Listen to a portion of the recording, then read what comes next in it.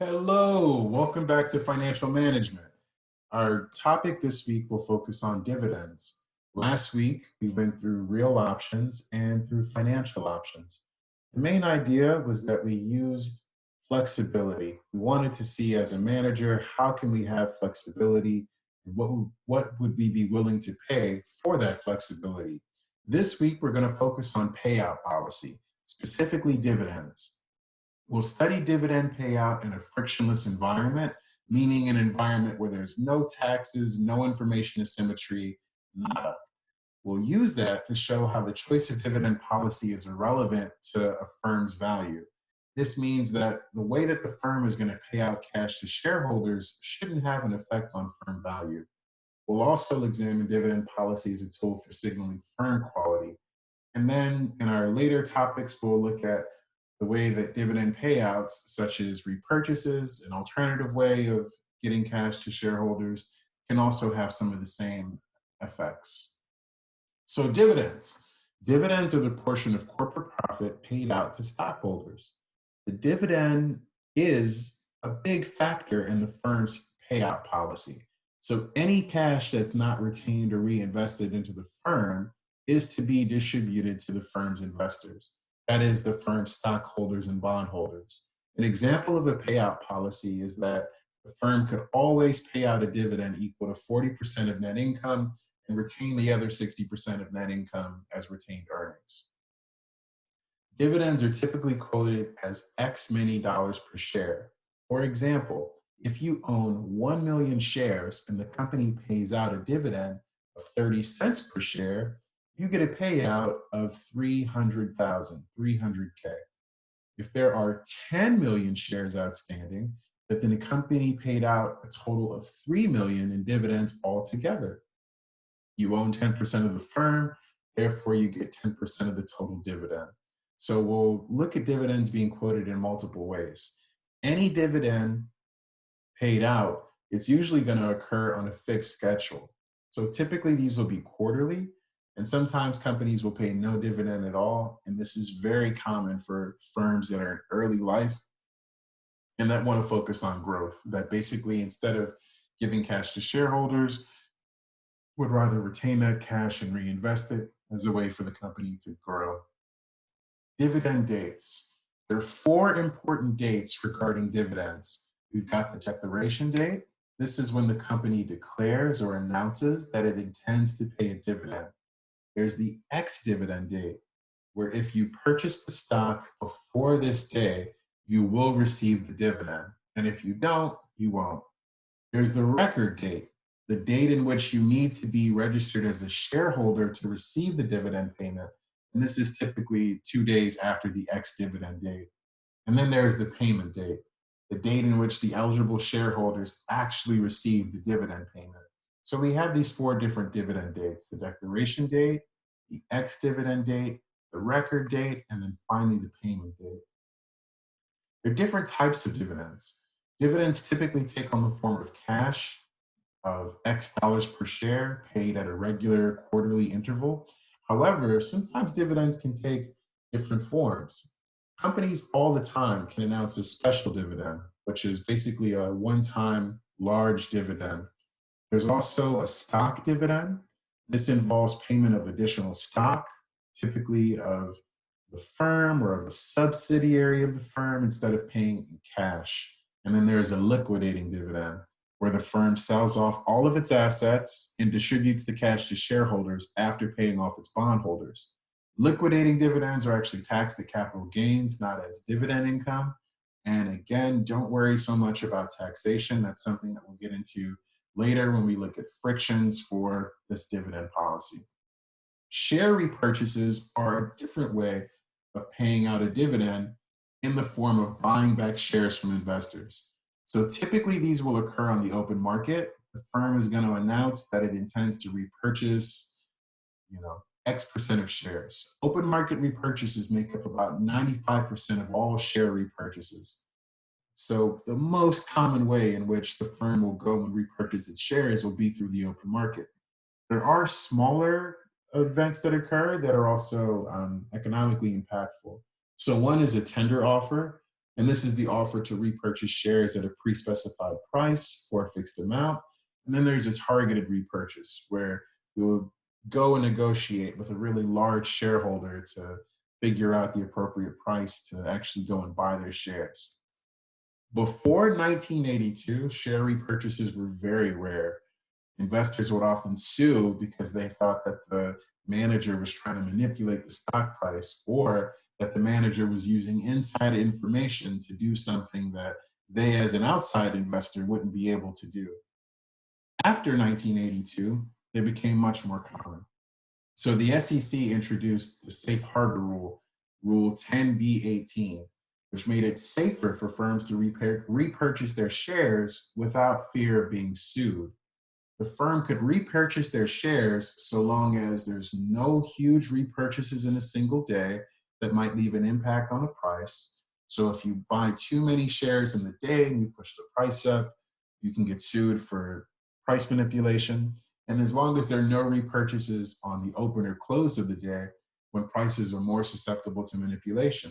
And these are two rules that are actively enforced. I've worked on cases in which, again, there have been accusations of a company attempting to manipulate the stock market by purchasing too many shares or not disclosing to investors the frequency with which they would engage in these open market repurchases. Just to kind of show you that these different ways of putting money into the hands of shareholders through dividends and repurchases, they're both very commonly used throughout the market. Okay, dividend policy irrelevance. So what are we saying? A firm's choice of policy for their dividend and share repurchases are irrelevant to the firm's share price. What does that mean?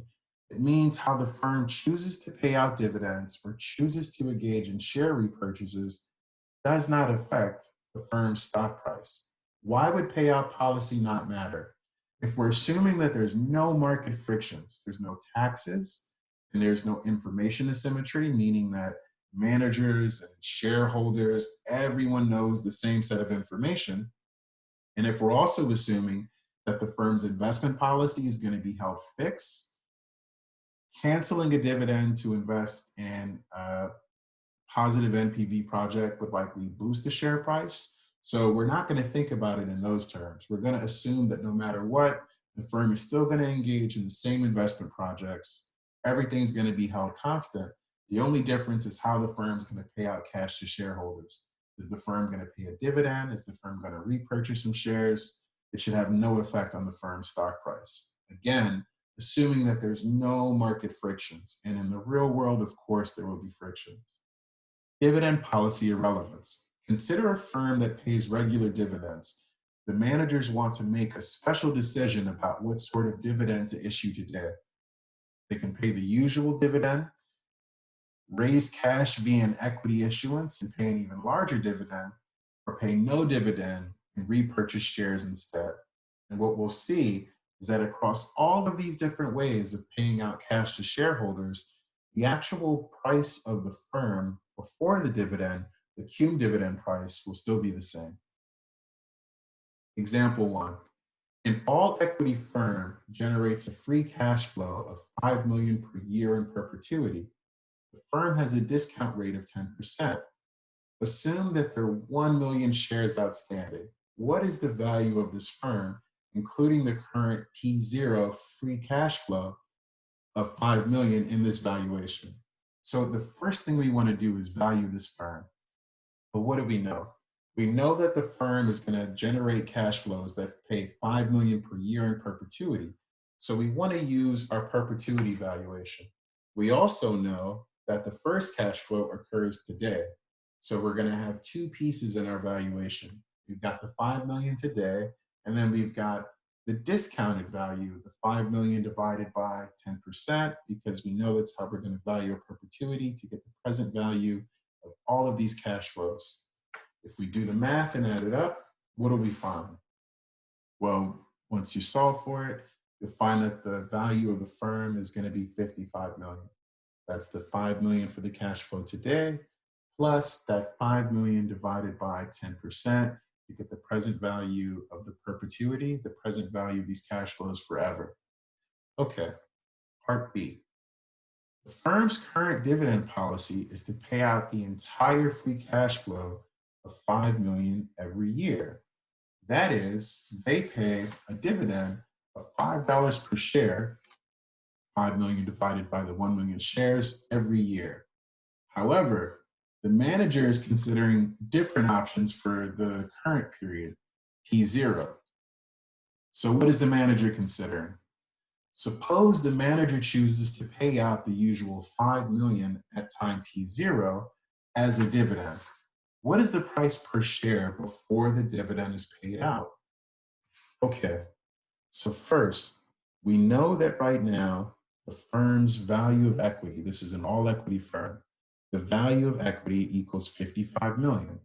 We solve for that in part A, where we have the $5 million cash flow that occurs at time T0, and then the 5 million perpetuity that occurs every year. We said the discount rate for the firm was 10%. So we added together the 5 million plus the present value of the perpetuity, and we got our 55. Now we also know that there are 1 million shares outstanding. So what is the price per share before the dividend is paid out? We've got our 55 million and we've got 1 million shares. So the value of the firm is going to be $55 per share. The price per share right before the dividend paid out is called the cum dividend price. So this is the price before the dividend. What is the price per share after the dividend is paid out? This is what we'll call the ex-dividend price. Well, let's make sense of this. Okay, the firm is worth 55 million. The firm is going to pay out a dividend that totals 5 million. So the firm's value is going to fall from 55 million to 50 million. And the number of shares outstanding is going to be held the same at 1 million. So the price per share after the dividend is paid out is going to be 50 million, or sorry, $50 per share. Okay. Suppose instead that the manager announces that the firm will pay out a $10 million dividend at time T0 as follows. It's going to use its $5 million free cash flow. So that's the 5 million that it has today. It's going to raise another 5 million by issuing equity at the cum dividend price from part B. That is, the firm is currently valued at $55 per share. So they're going to raise another 5 million by issuing equity. And remember, the price is going to be at $55 per share. How many additional shares would the firm have to sell? So the first thing we're going to do in order to solve this part, we're going to ask ourselves, what's the actual number that the firm wants to raise? The firm wants to raise $5 million, okay? So as we solve for this, we're going to say X equals 5 million divided by what? Well, what's the price per share for the firm? The price per share for the firm is 55. So if I have 5 million divided by $55 per share, when I solve for this, I'm going to find that the firm would have to sell 90,909 shares in order to be able to raise the 5 million needed to make this large dividend. Because remember, the firm's going to use the $5 million in free cash flow that it has on hand, plus it's going to raise a bunch of shares and then use that cash together to pay out a $10 million dividend. What is the share price before this $10 million dividend is paid out, but directly after the additional 5 million was raised via an equity issuance? How do we solve for this new share price? Okay, we know that the firm is worth 55 million. Where did that number come from? That was the 5 million in free cash flow plus the present value of the perpetuity, the 5 million divided by 10%. Together, that was 55 million. Now the firm has raised an additional 5 million via this equity issuance. So the value of the firm is now that 55 million plus an additional 5 million. So the firm is valued at 60 million. How do we find the price per share given that we've, increased our number of shares. No longer is our denominator just 1 million. So in our numerator, to find the price per share, we have 60 million. And in our denominator, we have 1 million plus the 9,909 shares that we issue in order to raise that 5 million. So when we do the math, what we'll find is that the price per share is still going to be $55 per share. What is the dividend per share at time t0? So how do we find the dividend per share at time t0? The way that we'll solve this is, again, we'll ask ourselves, how much is the firm actually going to issue in dividends? So our numerator is going to be 10 million. And then our next question is, well, how many shares do we actually have? What's the number of shares outstanding? The number of shares outstanding that we have for the firm, it's actually 1,900,909. So we'll take our 10 million and we'll divide it by the new number of shares. And remember, we have to account for the 1 million shares we had outstanding plus the additional shares that we had to issue in order to raise this 5 million. So what is the dividend per share at time t0? Our dividend per share at time t0, this is after we've issued additional shares to raise 5 million in order to pay for a larger dividend. Our dividend per share at time t0 is going to be $9.17. What is the price per share after the dividend is paid out? So how do we calculate that? Okay, let's do this in 2 steps. First, the firm has 60 million in equity value. That's the $5 million in free cash flow plus the present value of the $5 million perpetuity. When we add those together, we get 55. We just issued a bunch of shares in order to raise another 5 million. So our current equity value is at 60 million. We're going to issue a $10 million dividend. So our firm value, the value of our equity, is going to fall down to 50 million. How many shares outstanding do we have? Well, we've got our 1 million shares plus the additional shares that we issued. So our new equation is going to be the 50 million. That's the value of the equity. But now we're going to divide it by 1,090,909, which is the total number of shares in this scenario. When we solve for this, what we'll find is that the price per share after the dividend is paid out is going to be $45.83. Okay, suppose instead that the manager announces that the firm will pay no dividend at all at time t0. Instead, we'll repurchase $5 million worth of shares. The firm would repurchase shares at the cumulative dividend price from Part B. What is the price per share before the repurchase and what is the price per share after the repurchase? So let's make sense of this. Suppose instead the manager announces the firm will pay no dividend at all and instead will repurchase $5 million worth of shares.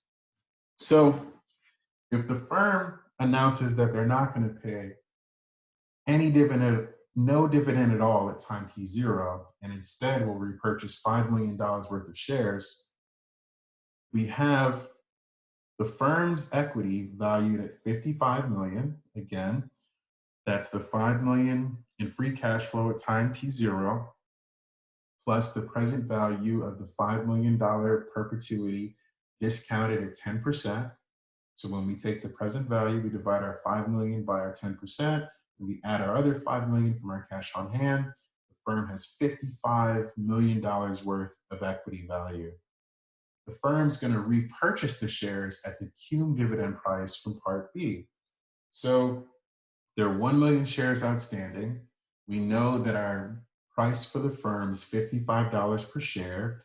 And what we want to ask ourselves is how many shares will the firm need to repurchase in order to repurchase $5 million worth of shares? Well, this is just what we did before.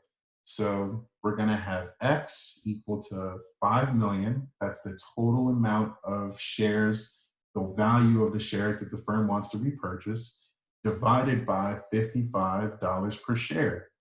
When we solve that, we're going to find the number that we've seen before, which is 90,909 shares. That's the total number of shares when the firm is valued at $55 per share that the firm would have to repurchase in order to repurchase $5 million worth of shares. Okay, what is the price per share before the repurchase? That's $55 per share. What is the price per share after the repurchase? How do we solve this? The first thing we're going to do is think about our numerator. So our equity value was at 55 million, but now we're going to use 5 million to go repurchase some shares. So the numerator, our equity value, is going to fall from 55 to 50. So now our equity is valued at 50 million, period. Now our denominator, the number of shares that we have for the firm, because we repurchased shares, it's no longer going to be 1 million. It's actually going to be less than 1 million. So 1 million minus the 90,909 shares, it's going to get us at just over 900,000 shares. And when we do the math, what we'll find is that the new value, the price per share after the repurchase, it's still going to be $55 per share. Suppose you own 100,000 shares in this firm, and the firm has chosen the payout policy in Part B. This would provide you with your 100,000 shares multiplied by the $5 per share, so 500K in dividend payments. You were actually hoping that the firm was going to pay out $10 million like in Part C. That is, you were hoping that the firm was going to issue shares, raise 5 million, and then pay out a 10 million dividend. In which case, we said that the price per share, the dividend per share, would have been $9.17. You own 100,000 shares, so you were hoping to receive 917K in dividends. How can you create a homemade dividend of 917K for yourself? Well, the way that we'll think about making your homemade dividend, it's pretty straightforward. You always have the right to sell your shares. So we'll do this in 2 steps. The firm follows the policy that they're going to go to, so you'll only have your 500K in dividends. What you really wanted was your 917K in dividends. So what do? First, we're going to ask ourselves, how many shares would you have to sell to make up for the difference between what you have and what you want? Meaning, we'll take that 917K and subtract 500K. So you have to raise $417,000 by selling off your shares. How are you going to do that? Okay, well, we'll do this in 2 steps. Remember, in this scenario, the firm has issued its dividend. So it issued a $5 million dividend. So the firm's value of equity fell from 55 million at 1 million, from 55 million to now 50 million. The firm's number of shares haven't been affected because the firm didn't repurchase any shares and the firm didn't issue any more shares. So the firm still has 1 million shares outstanding. So the price per share for the firm after this dividend is now 50 per share. That means that the price of the stock that you're holding after you receive this dividend, it's now at $50 per share. So what are we going to do? Okay, we want a total of 917,000. We only have 500,000. The difference between the two, 417,000, we're going to make up by selling our shares. How many shares will we have to sell? We can take the 417K and divide that by the $50 per share to find the number of shares that we need to sell. When we do the math, we'll find that we need to sell 8,340 shares. Okay. So this is how we can create a homemade dividend, meaning we can always sell off some of our shares in order to basically pay ourselves the level that we want. What is the total dollar value of your remaining shares after receiving your 500K dividend and paying yourself the 417,000? So in order to kind of remember, originally we were holding 100,000 shares. Now we've sold off 8,340 shares. So our new value of the new total number of shares that we have, it's been reduced by slightly over 8,000. So we now only have 91,660 shares. Those 91,660 shares are currently valued at $50 per share. So the value of our shares after receiving our 500K dividend and paying ourselves the homemade dividend of 417K, it's going to be 4,583,000. Suppose that management chose the dividend policy in Part C and thus did not pay you, and thus you did not have to make this homemade dividend. What is the value of your shares after receiving the 917K?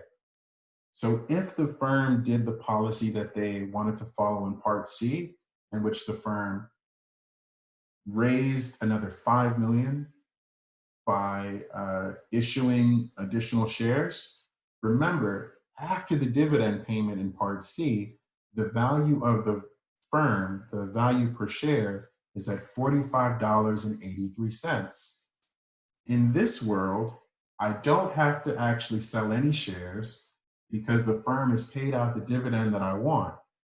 But the value of my 100,000 shares, instead of it being at 55 bucks per share, like it was when the firm did a 5 million dividend, here, because the firm did a 10 million dividend that was issued and they issued additional shares, the value of the firm's price per share is going to be $45.83 per share. So again, as you pause and do the math along with me, what you'll observe is that in both of these scenarios, the value of the shares that you're holding as an investor, the value of the shares that remain in your portfolio will be the same. This is called dividend irrelevance. We considered three different dividend policies in parts B, C, and D. We issued the regular dividend. We issued a one-time large dividend, which was partially funded by new equity. And then we had no dividend, but instead we chose a payout policy based on repurchases. Notice that our cum dividend share price, the price before the dividend, in all of these three cases was the same. Regardless of the dividend policy that we chose, the price per share remained unaffected by the policy that we picked. So this is called the dividend irrelevance. Dividends and share repurchases, hopefully from this example, it's clear that in a perfect market, after the dividend is paid, the share price is going to drop by the dividend price per share, by the dividend paid per share. A share repurchase does not affect the share price. So in the example that we did, the share repurchase does not affect the share price. The decline in value of the firm from the repurchase, it's perfectly offset by the reduction in shares outstanding. Said differently, though we have a decline in firm value in the numerator, because in the denominator, we're perfectly offsetting the number of shares outstanding by that same amount for the repurchase, everything stays in balance. The cum dividend price does not change with the change in dividend policy. So if a higher dividend is paid now, then it's going to come at the expense of a lower dividend later, and vice versa. All of this, again, is holding the investment policy fixed, and we're assuming that there's absolutely no market frictions. That fact implies that there's no optimal dividend policy in a frictionless market. So this idea was put forward by very famous economists Modigliani and Miller, They introduced this theory of dividend policy irrelevance in 1958. They actually won the Nobel Prize for this in 1985. Dividends in the real world. So in the real world, we can observe sort of very different dividend policies. So if you have time, go ahead and take a look under the key statistics for the dividend policy for Microsoft, and we'll also take a look at the dividend policy for Google. Hopefully, what you'll notice is that there is a frequency of dividend payments. And I hope you notice another pattern. So if you have a chance, go ahead and follow the link. What you'll hopefully observe is that the dividends tend to be sticky, meaning that the dividend prices per share don't really fluctuate that much. Okay, if you have a chance, follow the link and go ahead and look at the dividend for Google. What you'll notice is that Google has never paid a cash dividend. And this is very typical for tech companies, which usually prefer to reinvest the free cash flows in order to continue to grow. Microsoft had a very long time of not paying any cash dividend as well. However, they had a one-time special dividend that was quite famous that we'll look at. In 2003, Microsoft went ahead and allowed the shareholders to get what they wanted, which was a starter dividend and a special dividend. So Microsoft paid a first-time starter dividend of 8 cents per share, and then it surprised everybody by paying a special dividend of $3 per share in 2004 for a total payout of 32 billion US. This is probably the most famous example of a special dividend in history. A few empirical facts. Some firms prefer to pay dividends while others prefer to use share repurchases. What you'll notice, again, if you have a chance to look at the data, is that dividends are much smoother over time than earnings. So the dividend prices tend to be very similar to what they were the quarter before, and we know that earnings can be very volatile. What does this tell us? It tells us that managers are likely reluctant to kind of move around with the dividend. They're reluctant to increase the dividend because if you cut the dividend, that's a really negative signal to the market. So you're going to be reluctant to increase the dividend to a level that you can't sustain because you never want to cut it, and that's a very bad signal to the market. These real world observations seem to suggest that managers do and should care about dividend policy, which suggests that the dividend policy being irrelevant has more to do with there being frictions in the market. When we have our next lecture, what we'll look at are some of those frictions and how they actually affect dividend policy. But this will conclude our intro into dividends.